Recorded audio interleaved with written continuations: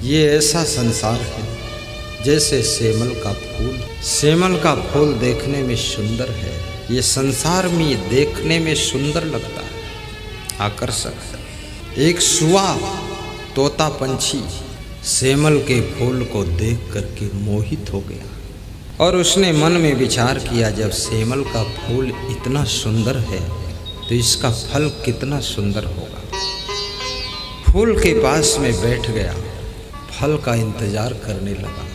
महीनों बीत गए, भूखा प्यासा, सर्दी गर्मी सब दुख झेलता रहा, लेकिन आस है कि फल कब आएगा। एक दिन ऐसा आया, सेमल का फूल तो झड़ गया और फल आ गया। जब फल पक गया तो तोता पंछी ने उस फल में चोंच मारी, तो सेमल का जो फल होता है ना, उस फल का जो ऊपरी कवर होता है वो बहुत ही छिलका कड़ा होता है। तो तोता पंछी के चोंच में चोट लग गई, बहुत चोट लगी। 10 बार चोंच मारी तब वो फल फूटा। चोंच में चोट लगी, दर्द हो रही थी, लेकिन सोचा अब 3-4 महीने से इसकी फिक्र में लगा हूँ तो फल का टेस्ट जरूर लूँगा। और जब ऊपर का छिलका फूटा, अंदर क्या निकला? कोई रस नहीं, कोई गूदा नहीं, अंदर का भुआ निकला। तोता बहुत दुखी हुआ कि मैं रुई क्या करूंगा, मुझे कोई गद्दा तकिया बनाना है क्या? उसका मन दुखी हो गया।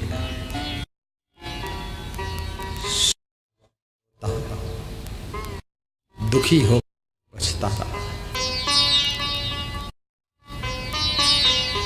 सोच में पड़ गया कि धोखा हो गया। तो कबीर साहब ने ये को देखा, दृश्य को देखा, तो कबीर ने कहा कि लगता है मनुष्य की भी तोता जैसी ही दशा है। ये संसार सेमल के फूल जैसा ही है, देखने में सुंदर है, लेकिन इसके फल में कोई रस नहीं। बुढ़ापे में अंत में हर व्यक्ति पछताता है और मर जाता है, कुछ मिला नहीं, कोई सार नहीं। ये जवानी में लगता है कि हम बहुत कुछ पालेंगे, बचपन में लगता है हम कुछ करके दिखा देंगे। एक लेडीज कह रही थी कि हम सबसे कुछ हट के काम करेंगे, तो मैं तो कुछ बोला नहीं, मुस्कुराता रहा। हम सबसे कुछ अलग करना चाहते हैं, समझ गई? क्योंकि इस दुनिया में अलग क्या करो। जैसे मैं साधु बना तो मैं प्रवचन करना, तो फालतू अहंकार करूं कि अलग कर दूंगा। अलग क्या कर दोगे? जो तुम कर रहे हो बहुत लोग कर चुके हैं और बहुत लोग अभी भी कर रहे हैं, उसमें कौन अलग है? अब ये है कि आवाज़ तुम्हारी अलग है, उनकी अलग है, बाकी है काम वही है। अलग क्या करोगे? ये अहंकार है। इसलिए निवेदन करूंगा मैं, जुड़कर काम करो। पति पत्नी, भाई भाई जुड़कर काम करो, गुरु शिष्य जुड़कर काम करो, और संत संत भी जुड़कर काम करो। भगवान राम को भी रामादल जोड़ना पड़ा था, तब सफलता मिली थी। याद रखना, मधुमक्खियां जुड़कर रहती हैं, इसलिए उनके छत्ते पर आक्रमण करने में बड़े बड़े लोग घबराते हैं। अगर एक मधुमक्खी अकेले रहे तो उसको छोटा सा बच्चा भी अंगुली से दबाकर मार सकता है। इसलिए जुड़कर रहो, गोतनी गोतनी जुड़कर काम करो। मैं कितने घरों में पधरौनी जाता हूँ, मुश्किल से जाता हूँ, ज़्यादा लोग आग्रह करते तब जाता हूँ, ऐसे नहीं जाता हूँ।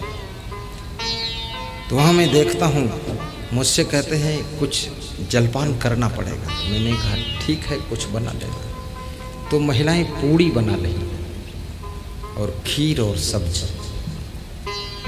तो मैं देखता हूँ 20 महिलाएं जुटी हुई है, कोई बेल रही, कोई लोई बना रही, कोई कढ़ा से निकाल रही, कोई रख रही, कोई संभाल रही है, कोई आटा गूंथ रही है।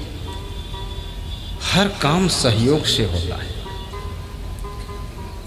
अकेले चना भाड़ नहीं फोड़ता है, याद रखना।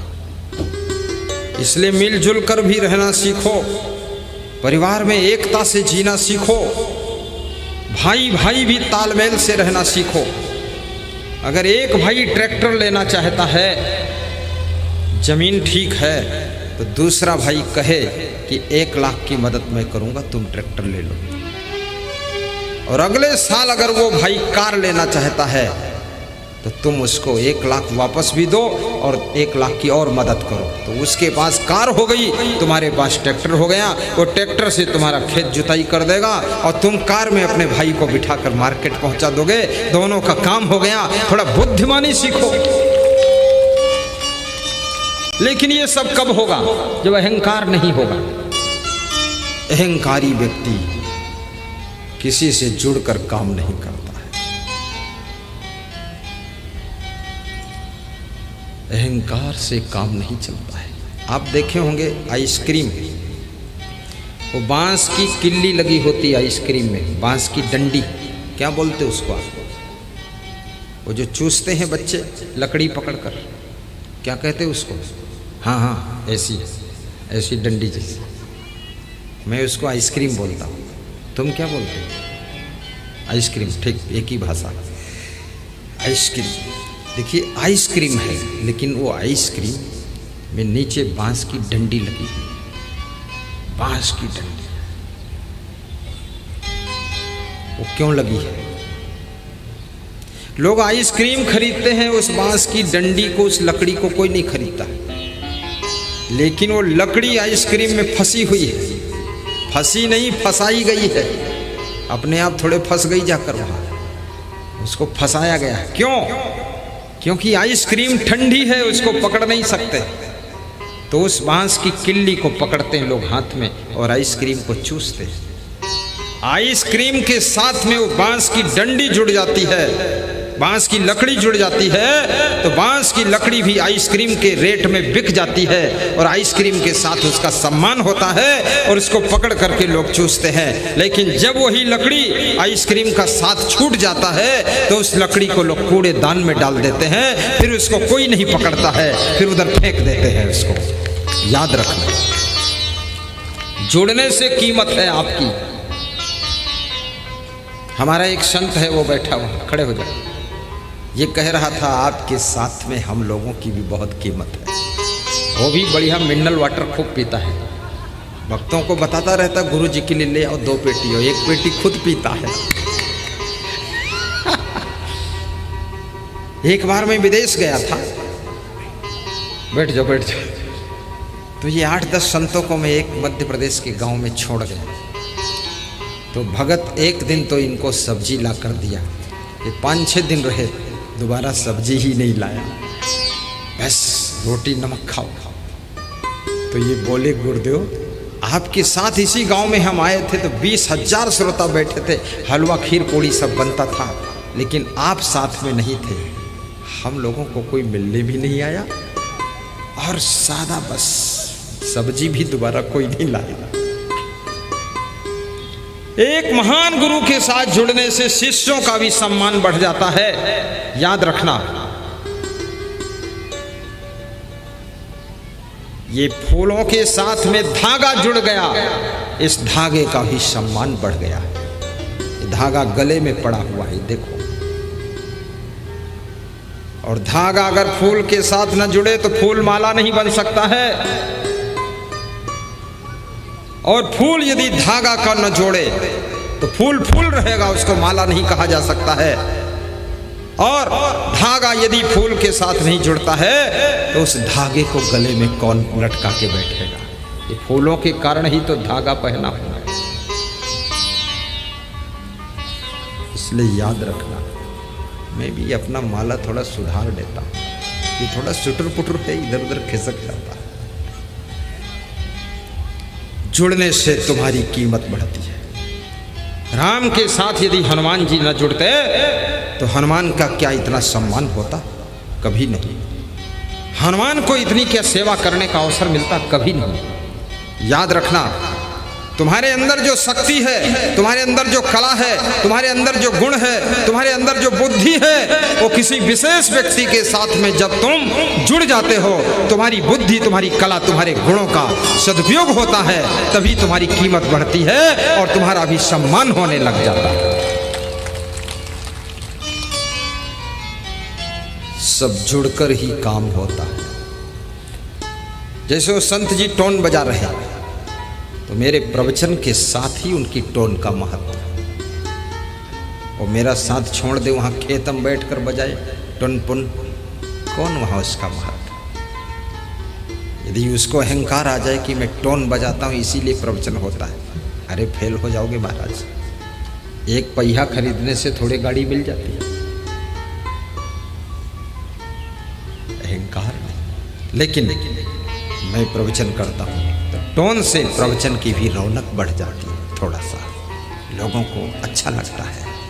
हाँ, लोगों का मन बड़ा चंचल है, ये तुम्हारे चंचल मन के लिए टुन पुन बजा देते हैं ताकि इधर उधर भागने के बजाय टुन पुन में लगे रहो। हाँ, ऐसा है, ये मैं बहुत सोचा हूँ इसको, क्योंकि पूरा मन तो प्रवचन सुनने में लगेगा नहीं, 20% तो इधर उधर सोचेगा, तो बीच में टुनुक पुनुक बच जाता तो उधर ही सोचते रहते। तो मन को यहीं गांस के रखता हूँ ताकि सुन सको तुम ठीक से, ये भी कला है। साहिब बंदगी, जुड़ना सीखो, पति पत्नी भी जुड़कर रहो, एकता के सूत्र में बंधो। अगर पति की स्थिति अच्छी नहीं है तो ज़्यादा डिमांड मत रखो, संतोष में जियो। यदि पत्नी तुम्हारी बहुत कमज़ोर है, बीमार जैसी है, तो ज़्यादा 56 प्रकार के पकवान बनवाने का आदेश मत करो, खिचड़ी खा लो ठीक है। अब तुम इतना आदेश कर दोगे कि 27 आइटम बनाओ तो पत्नी ऐसे ही चल नहीं पाती, उठ नहीं पाती, बीमार है, उसकी दशा देख ले। तो माता पिता के साथ में भी जुड़ कर रहो। माता पिता बुढ़ापे में सास ससुर कोई काम कर सके ना कर सके, लेकिन तुम्हारे घर के द्वारपाल हैं, कम से कम कोई अतिथि आता है तो उससे राम राम करते हैं और उससे बातचीत करते हैं। ये भी बहुत बड़ा काम है, बातचीत करना, राम राम करना, अतिथि से बोलना, अन्यथा तुम्हारा घर शमशान घाट हो जाएगा जब वहाँ कोई बोलने वाला ही नहीं। मेरा गुरु 100 साल की उम्र का है, आश्रम में रहते हैं, तो मैं फ्री हो गया। जो कोई आता उसको दर्शन देते हैं गुरुदेव, और बंदगी करता है, गुरुदेव को दक्षिणा देता है, गुरुदेव प्रसाद देते हैं, आशीर्वाद देते हैं। हम छुट्टी पा गए, हम झारखंड आ गए, दुमका में प्रवचन सुना रहे, नहीं उस लफड़े में हमको फंसना पड़ेगा, वहाँ बैठना पड़ेगा। मैं यहाँ से जाता हूँ, गुरुदेव को बंदगी कर लेता हूँ, चरण छू लेता हूँ, कहता हूँ गुरुदेव आपकी कृपा है और आपकी वजह से हम लोग सब सत्संग कर रहे हैं। गुरुदेव खुश हो जाते हैं और कोई हमको ला करके कुछ नाश्ता बढ़िया दे देता है तो उसको ले जाकर गुरु जी को दे देता हूँ। कल मेरे पास एक भक्त लाया था नाश्ता, खड़े हो जाओ अशोक सिंह, ये भक्त चना का लड्डू बनाकर लाया और पता नहीं 2-3 आइटम और लाया, मेरे को नाम नहीं मालूम। तो मैंने सोचा ये खराब तो नहीं होगा, पूछा, बोला 1 महीना खराब नहीं होगा। मैंने कहा 1 महीने में तो गुरु के पास पहुंच जाऊंगा, तो रखवा दिया उसको, गुरु को दे दूंगा, गुरु खुश हो जाएगा। केवल चना चबवा दो, गुरु खुश है, पहरेदारी करते रहेंगे, दर्शन देते रहेंगे, हम फ्री हो गए। सास ससुर को केवल सुबह सुबह एक चाय पिला दो, दोपहर में भोजन खिला दो और शाम को थोड़ा आधा गिलास दूध दे दो और पाँव छू लो, सास ससुर मगन हो जाएंगे, तुम्हारा गुणगान करेंगे और तुम फ्री हो गए। घर बचाए, कुत्ता बिल्ली बचाएंगे वो, तुम आराम से अपना काम करो। ये तो बहुओं को ज्ञान नहीं है, इसलिए सास ससुर से टक्कर ले लेती, मुंह फुलाकर घूमती रहती और फिर दाई को ढूंढती है कि दाई, और दाई आती है वो 5000 महीना वेतन भी लेती है और बच्चों के संस्कार बिगाड़ती है, क्योंकि वो तो पता नहीं साधारण है किसी घर से, उसको इतना ज्ञान कहाँ है। दाई बच्चों को खिला रही, अरे वो दाई माई की क्या जरूरत, तुम्हारी सासू है ना, उसी को दाई मान लो। बिना वेतन की दाई, पैसा भी खर्च नहीं होता, बस खाली बस इतना ही करना, सासू की पाँव छू लो, कह दो सासू जी तुम्हारा ही सहारा है, एक तू ही सहारा मेरी सासू जी। सासू कहेगी अरे तू चिंता मत कर, मैं तो अभी ताकतवर हूँ, सब कर दूंगी, हाँ कह दो बस बस यही चाहती सासू जी। ऐसे पीठ ठोक करके थपथपा करके सासू से खूब रगड़ी मार कर काम लेना चाहिए। होशियार बनो। मैं तो अभी भी अपने गुरु से काम लेता हूँ, सही बात है, खूब काम लेता हूँ। और गुरु जब काम में जुट जाता तो मैं जाके आराम करता, सो जाता था। फिर आता हूँ तो गुरु जी बोलते हैं तुम जाओ यहाँ से। तो हमने कहा कहाँ जाए? बोले तुम पढ़ो लिखो जा करके, तुम्हें प्रवचन सुनाना है। और भक्त लोग आए उनको मिल लो जाकर। हमने कहा मैं भी आपके साथ जुट जाता। अरे बोले ये तो हम कर देंगे, तुम जाओ। हम कहा हाँ हाँ गुरुदेव ठीक, निकलो। अपना जुट गए। गुरु को भी गांठ कर रखो, मूर्खता मत करो। गुरु से नाराज होकर के कमंडल ही अलग हो मत, मूर्खदास। हाँ। अपनी बहू को भी गांठ कर रखो, बहू से भी नाराज मत हो। अरे बहू नहीं होगी तो आगे का वंश कैसे चलेगा? सासू के अजर अमर अविनाशी है। सासू का शरीर शांत होगा, मृत्यु होगी तो इस घर का मालिक कौन बनेगा? ये घर का अधिकार किसको दोगे? ये घर में बच्चे पैदा कौन करेगा? कौन लेगा? कौन दीपक जलाएगा? इसलिए बहू को धन्यवाद दीजिए और कहिए कि धन्य हो बहू, ये तेरा ही घर है, तेरा ही सब है, तो चिंता मत कर बहू, मैं तेरे साथ हूँ। और बहू को भी प्रेम से रखना चाहिए। पड़ी रहने दो उसको, पड़ी रहने दो। वो रिटायर सासू है, पड़ी रहने दो। पागल है वो भी, बहू की सताई हुई है, घायल है, यहाँ पड़ी है, मलहम पट्टी हो रहा है। याद रखना, अपने बहू को भी प्रेम से रखो। कहाँ मिलते हैं लोग संसार में? देवरानी जेठानी को भी प्रेम से रखो, गोतनी को। कभी तुम बीमार हो जाओगी तो गोतनी आकर भोजन बना देगी तुम्हारे घर में। और गोतनी से लड़ाई है तो फिर कुतनी ढूंढोगे कहीं से, कुतनी आएगी, आधा बनाएगी, आधा चुरा कर ले जाएगी शक्कर उक्कर रसोई से। तजुर्बा सीखो, अपनी गोतनी को गांठ कर रखो। गुरुओं को चाहिए कि अपने शिष्यों को भी प्रेम देकर रखें। कितने गुरु भी लट्ठा धीराज है, ऐसा बाणा फेरता है, बाणासुर। ऐस क्या खबरदार, समझ लेना मैं ही अकेला हूँ, रावण हूँ। अरे रावण मत बन। तुम्हारे मरने के बाद इस आश्रम को कौन चलाएगा? शिष्यों की जरूरत है। उन्हीं 50 शिष्यों में से कोई एक ऐसा निकलेगा, 2 ऐसे निकलेंगे जो आश्रम को जिंदा रखेंगे, जगत का कल्याण करेंगे। और आश्रम को संभालने के लिए बहुत शिष्यों की जरूरत है। इसलिए शिष्य का भी कल्याण हो जाएगा और साथ में शिष्य के द्वारा भविष्य में आश्रम भी जिंदा रहेगा। शिष्यों को संभाल कर रखो। ये हमारे साथ में छोटे छोटे शिष्य हैं, देखो इधर मुड़ के देखो, कैमरा चलाने वाले।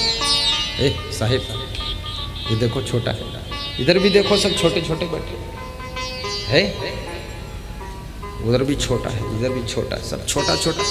मैं बिल्कुल न्यू कंपनी रखता हूँ। हाँ, ज़्यादा ओल्ड मॉडल होगा तो फिर कुछ कर नहीं पाएगा।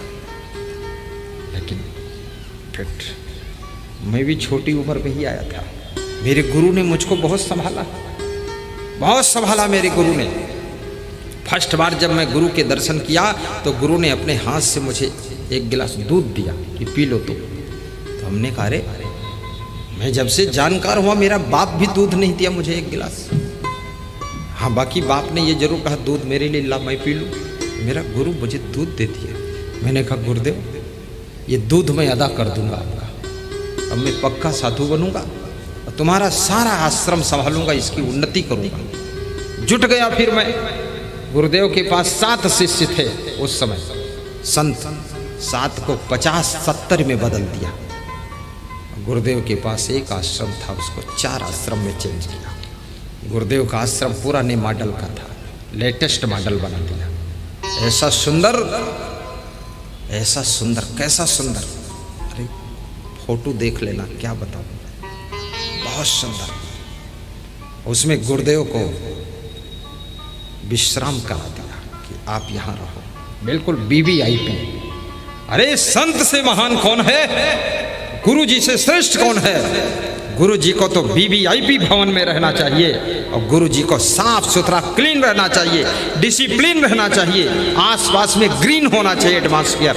ऐसा गुरु तो मेरा गुरु जिस आश्रम में रहता है इस समय बिल्कुल वैकुंठ लोक है, स्वर्ग जैसा टॉप का। मैं खुद खड़े होकर उसको सेटिंग करवा दिया और हमारे सब शिष्यों ने इसमें मेहनत किया, बहुत सुंदर बन गया। मेरा गुरु सोच के बनाया। गुरु कमरे से निकलता है 5 कदम अगर दाहिने बढ़ जाए, खुला में बैठकर दर्शन दे और धूप लगेगी गुरु को, और 5 कदम यदि बाएं बढ़ जाए तो हाल में उसकी गादी लगी, वहाँ बैठकर दर्शन दे तो उसके ऊपर धूप नहीं लगेगी। और 5 कदम पीछे बढ़ जाए तो अपने बेड पर पहुँच जाएगा। और मैं कभी भी जाऊँगा अपने रूम में तो गुरु का दर्शन होगा, वहीं से रास्ता बनाया हुआ कि गुरु के गेट से रास्ता, ऐसा नहीं कि चुपचाप जा रहे हैं अपना सो रहे, नहीं, गुरु जी का दर्शन करके जाओ। अंदर प्रवेश करते हो गुरु का दर्शन, घर में प्रवेश करो, माँ बाप का दर्शन करो, सास ससुर का दर्शन करो, 1 मिनट उनसे प्रणाम करो, राम राम करो। देखो आपके माँ बाप बीमार नहीं होंगे, आपके सास ससुर अस्वस्थ नहीं होंगे, प्रसन्न रहेंगे, आपका गुरु जल्दी बीमार नहीं होगा, लंबी उम्र को प्राप्त होगा। याद रखना, बूढ़े बुजुर्गों को कुछ नहीं चाहिए, केवल आपका प्रेम चाहिए, आपकी प्रसन्नता चाहिए, वह खुश हो जाएंगे। जो उनको जरूरत थी, जिंदगी भर में मेहनत कर लिया, कमा लिया, बना लिया, सब कर लिया, धर लिया, अब तो केवल जर्जर उम्र है। आप उनसे प्रेम से बोल दोगे, यही उनकी खुराक है। उनके पास बैठकर थोड़ा हंस लोगे, उनकी कमजोरी मिट जाएगी। कितने लोग अपने घर के बूढ़ों के पास बैठते ही नहीं, बूढ़ा अकेला बैठा हुआ झक मार रहा है, बहुत पाप लग जाएगा। उनके पास बैठो और उनको हंसाओ भी। हम लोग अपने गुरु को हंसाते भी हैं जोर से। 100 साल की उम्र में वो हंसते हैं, इतना उनका हंसने का स्वभाव नहीं, फिर भी ऐसी बात कहूँगा, हंसते हैं और कपड़ा मुंह में लगा के ऐसे हंसते हैं, थोड़ा शर्मा जाते हैं ना, ज़्यादा हंसी आ जाती है। गुरु को भी खुश रखो, सास ससुर को खुश रखो, बहू को खुश रखो, शिष्यों को भी खुश रखो।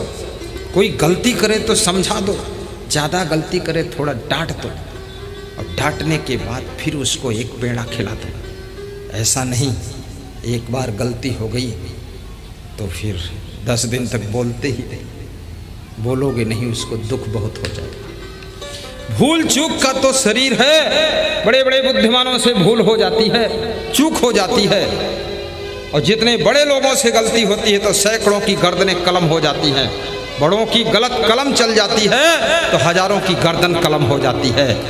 इसलिए याद रखना, मनुज गलती का पुतला है, अक्सर हो ही जाती है। आपकी बहू से भी कभी गलती हो सकती बोलने में, लेकिन क्षमा करना उसको, घरेलू मैटर है।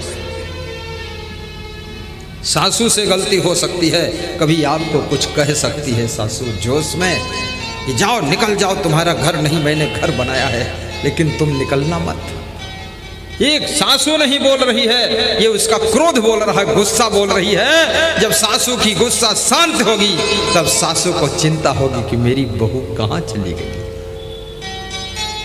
क्रोध में बोले हुए शब्द वो आपके शब्द नहीं है, क्रोध राक्षस है, वो बोल जाता है। इसलिए क्रोध को कंट्रोल कीजिए थोड़ा। कहते हैं जिस समय क्रोध में आप हैं, जिस समय आप दुख में हैं, उस समय कोई निर्णय फैसला नहीं लेना चाहिए। जिस समय ज्यादा हर्ष से भरे हुए हैं, खुशियों से भरे हुए हैं, उस समय कोई निर्णय नहीं लेना चाहिए, क्योंकि उस समय का निर्णय तुम्हारा निर्णय नहीं होगा, वो खुशी से प्रभावित, क्रोध से प्रभावित आपका डिसीजन होगा। वो डिसीजन आपको रिजल्ट गलत दे सकता है। इसलिए शांत मन से डिसीजन लीजिए, और जिंदगी में सारा खेल डिसीजन का होता है। जिसका डिसीजन गलत हो गया, कितनी मेहनत करे जीरो पर रहेगा। और डिसीजन सही है, कम मेहनत से भी सफलता मिलेगी। डिसीजन लेना सीखो। कौन सी गाड़ी खरीदना है ये भी डिसीजन सही लो। अगर तुमने ऐसी गाड़ी खरीद लिया तो तेल ऐसे पी रही जैसे पानी पीती, तुम गाड़ी नहीं चला पाओगे, खड़ी रहेगी। थोड़ा कम तेल खाने वाली गाड़ी लो। ऐसी आपने गाड़ी खरीद लिया, आपको लंबी यात्रा करनी है, छोटी ले लिया बुग्गी फंटी 800 और जाना है 800 किलोमीटर, आपका डिसीजन गलत। वो तो स्वयं हवा में लुढ़क जाएगी, कहाँ तुम जा रहे हो उसमें बैठकर। आपकी गाड़ी बड़ी होनी चाहिए, क्योंकि गाड़ी की कीमत कुछ नहीं है, आपकी कीमत बहुत कुछ है। डिसीजन। कर्जा ले करके मकान बना देना, ये डिसीजन आपका गलत है, क्योंकि मकान तो केवल सोने के काम आएगा। इसलिए 50 लाख कर्जा लेकर मकान मत बनाइए, वो 50 लाख बिजनेस में डाल दीजिए और 5,000 रुपये महीने के किराए में मकान लेकर उसमें रह लीजिए, बना बनाया मकान। साल में 60-70 हज़ार फेंक दीजिए और 50 लाख बिजनेस में डाल दीजिए। 50 लाख से साल भर में 1 करोड़ कमा लीजिए और अगले साल मकान खड़ा कर लीजिए। बुद्धिमान बनिए। ये सब मैं सिखाऊंगा, यही प्रवचन है क्या? अब नहीं सिखाऊंगा तो क्या करूं? लफड़ा फंसा फंसा के बैठते हो। कर्जा ले करके एक गले का हार मत बनाइए, सोना चांदी मत खरीद कर बैठिए। कर्जा ले लिया है, गले में हार, पैरों में झुमका, कान में कुंडल, नाक में नथुनी। अरे ये कर्जे की नाथ ऐसी खतरनाक पड़ी हुई है, नींद हराम हो जाएगी। क्या पाओगे गले में हार पहन करके? जिंदगी तो हार गई और गले में हार पहने। पैसे की बाहुल्यता हो तब सोने चांदी के गहने पहनना चाहिए, अन्यथा जरूरत नहीं। और ये भी याद रखना कि जीवन में शादी भी करिए, सही डिसीजन लेकर करिए। उम्र का डिसीजन भी देखिए। 40 साल की उम्र में विवाह ढूंढोगे, बहुत मुश्किल आएगी। 35 साल की उम्र में लड़की ढूंढोगे, नहीं मिलेगी, बहुत मुश्किल आएगी। ऐसी गलती मत करो। शादी करना है, उसका भी एक उम्र है। साधु बनना है, 80 साल की उम्र में साधु बनोगे, कहीं ठिकाना सही नहीं मिल पाएगा। सारी उम्र खो दी संसार में, अब बुढ़ापे में लंगोटा पहने बैठो। अब तो बिना लंगोटा भी तुम कंट्रोल रहोगे, अब लंगोटक क्या काम? फालतू ढोंग मचाते हैं। गुरु के ऊपर भार बन गए, जरूरत नहीं। साधु बनने की उम्र, जैसे मैं संत बना 21 साल की उम्र में बना, मेरे पास बहुत लंबा समय काम करने के लिए बचा। आश्रम में भी काम किया, भ्रमण में काम किया, सत्संग में काम किया, मेहनत किया। इतना उसका रिस्पांस आया कि भविष्य सुनहला हो गया, मेरा भी और सभी का भी। इसलिए संत भी टाइम पर बन जाओ। शादी करना टाइम पर करो, लेकिन सोच समझ कर करो। शादी करना भी जरूरी नहीं है, बिना शादी भी काम चल जाएगा। त्याग कर दो। विषय भोगों में कौन सुख है? यदि मन कहता है नहीं करूंगा तो कर लो, फिर शादी कर लो। लेकिन व्यभिचार कभी मत करो, व्यभिचार करना महापाप है। एक पत्नी व्रत, एक पति व्रत का पालन करो। अगर 2 शादी किया है कोई बात नहीं, जरूरत है तो।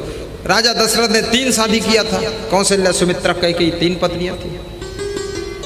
3 तक तो आप भी कर सकते हैं, क्योंकि भगवान के पिताजी ने 3 कर लिया था, 3 तक कर सकते हैं। भगवान के पिताजी ऐसा रास्ता खोल कर गए हैं, 1 2 3। लेकिन तुम एक ही में धराशायी हो गए, 3 क्या करोगे? एक को तो संभाल नहीं पा रहे, एक में तो तुम्हारी कमर टूटी पड़ी है। खर्चा भी है ना, खेल तमाशा थोड़े। आवश्यकताएं भी हैं। लेकिन भगवान राम ने अपने पिताजी की नकल नहीं किया। उन्होंने समाज को दिखा दिया कि नहीं, पिताजी ने 3 शादी किया था पर मैं 1 कर रहा हूं, 1 ही ठीक होता। भगवान ने करके दिखाया, इसलिए तुम 1 करना, भगवान की नकल करो, दशरथ की नकल मत करो।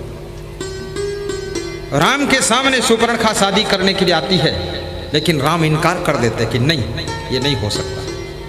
क्यों? क्योंकि समाज क्या सीखेगा हमसे कि जहां जाते वहीं शादी कर लेते, जहां जाते उधर ही। भगवान ने कहा नहीं, बस